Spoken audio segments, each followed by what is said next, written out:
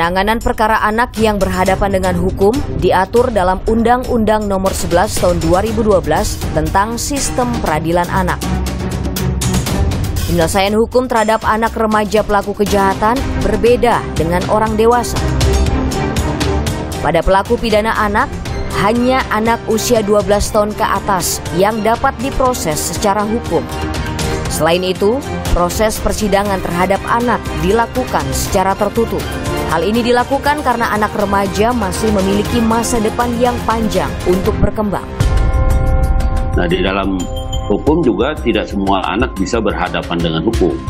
Anak yang hanya bisa berhadapan dengan hukum itu adalah usia 12 tahun ke atas. 12 tahun sampai 18 tahun kurang 1 hari.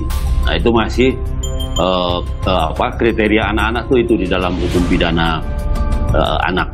Persidangan terhadap anak atau pemeriksaan terhadap anak itu selalu bersifat tertutup gitu. Jadi tidak terbuka. Ya, meskipun persidangannya dinyatakan terbuka untuk umum, tapi umumnya itu terbatas gitu.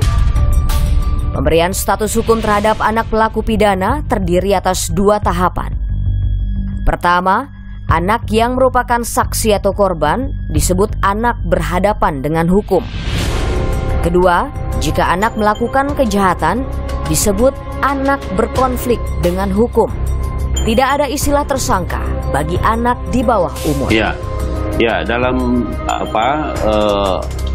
penegakan hukum pidana itu ada pembedaan antara mereka yang sudah dianggap dewasa dengan mereka yang masih berstatus sebagai anak-anak.